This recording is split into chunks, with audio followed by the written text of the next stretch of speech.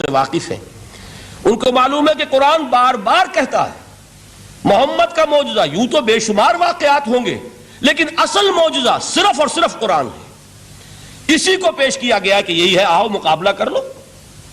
اصل میں معجزہ کہتے کسے؟ معجزہ کے معنی عاجز کر دینے والی شے۔ یوں تو اولیاء اللہ جو ہیں ہم ان کی کرامات کے قائل ہیں، اللہ تعالیٰ اپنے کسی نیک بندے کے مقام اور مرتبے کے اظہار کے لیے کسی وقت کوئی ایسی چیز ظاہر کر دے جو قانون طبیعی کے خلاف ہو، تو یہ کرامات اولیاء حق ہے۔ اور اس درجے کی جو ظاہر بات ہے کہ جب اولیاء کے لیے کرامات ہے تو انبیاء کے لیے تو بہت ہوں گی۔ اصل معجزہ کسے کہتے ہیں؟ جسے کوئی نبی چیلنج کے ساتھ پیش کرتا ہے کہ یہ ہے میری رسالت کا ثبوت، آؤ مقابلہ کر لو۔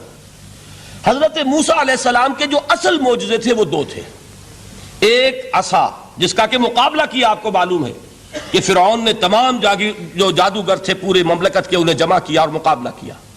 تو جس چیز کو کہ پیش کیا جائے چیلنج کے ساتھ کہ آؤ تو مقابلہ کر لو، وہ اصل معجزہ ہوتا ہے اس نبی اور رسول کا۔ تو حضور صلی اللہ علیہ وسلم کا اصل معجزہ، یعنی معجزات، آپ یہ مغالطے میں مبتلا نہ ہو، میں بقیہ معجزات کی نفی نہیں کر رہا، یہ واقعات اپنی جگہ حق ہیں کہ حضور کو پتھر سلام کرتے تھے۔ حضور صلی اللہ علیہ وسلم جس کھجور کے تنے کے ساتھ ٹیک لگا کر خطبہ دیا کرتے تھے، جبکہ ابھی مسجد نبی میں ممبر نہیں بنا تھا، جب تعداد زیادہ ہو گئی مسلمانوں کی اور ضرورت محسوس ہوئی کہ ذرا بلند مقام پر کھڑے ہو کر آپ خطبہ ارشاد فرمائیں، تو پھر وہ ممبر بنا کر رکھا گیا۔ پہلے مرتبہ جب آپ ممبر پر چڑھ رہے تھے خطبہ دینے کے لیے، تو اس کھجور کے سوکھے تنے میں سے ایسی آواز آئی جیسے کوئی بچہ بلک بلک کر رو رہا ہو کہ وہ سعادت جو مجھے حاصل رہی تھی آج تک میں محروم ہو گیا۔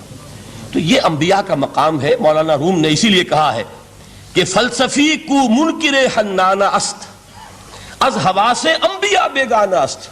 فلسفی اور عقلیت پرست انسان وہ تو حنانہ کا انکار کر دے گا، کیسے ممکن ہے سوکھا تنا اور اس کے اندر سے بچے کی طرح بلکنے کی آواز آئے، لیکن یہ اس لیے ہے کہ وہ انبیاء کے خصوصی احوال جو ہے ان کو جانتا نہیں۔ اس قسم کے خرق عادت واقعات حضور کی زندگی میں بھی بے شمار ہوئے، لیکن حضور کا وہ معجزہ جس میں تحدی کے ساتھ چیلنج کے انداز میں کہا گیا کہ آؤ مقابلہ کر لو، وہ صرف اور صرف قرآن ہے۔ چنانچہ آپ سورہ بنی اسرائیل میں دیکھیں گے قُلْ لَئِنِ اجْتَمَعَتِ الْإِنسُ وَالْجِنُّ عَلَىٰ أَن يَأْتُوا بِمِثْلِ هَٰذَا الْقُرْآنِ لَا يَأْتُونَ بِمِثْلِهِ وَلَوْ كَانَ بَعْضُهُمْ لِبَعْضٍ ظَهِيرًا۔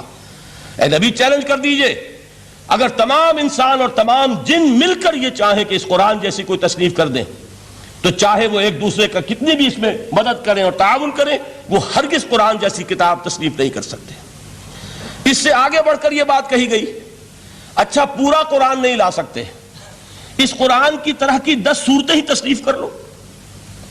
جب اس کا بھی جواب نہیں دیا گیا تو جسے کہتے ہیں برسبیل تنزل، اور پنجابی میں کہتا ہے کہ برے کو گھر تک پہنچانا، وہ برے کو گھر تک پہنچانے کے لیے فرمایا ایک صورت ہی بنا لاؤ۔ یہ سورہ ہود میں اور سورہ یونس میں یہ مضمون آیا، اور پھر سورہ بقرہ میں ہجرت کے بعد جو پہلی سورت نازل ہوئی اس میں پھر اس کو دہرا دیا گیا، وَإِن كُنتُمْ فِي رَيْبٍ مِّمَّا نَزَّلْنَا عَلَىٰ عَبْدِنَا فَأْتُوا بِسُورَةٍ مِّن مِّثْلِهِ وَادْعُوا شُهَدَاءَكُم مِّن دُونِ اللَّهِ إِن كُنتُمْ صَادِقِينَ۔ کہ اگر تمہیں کوئی شک ہے اس کتاب کے بارے میں جو ہم نے نازل فرمائی ہے، شک کیا ہوگا؟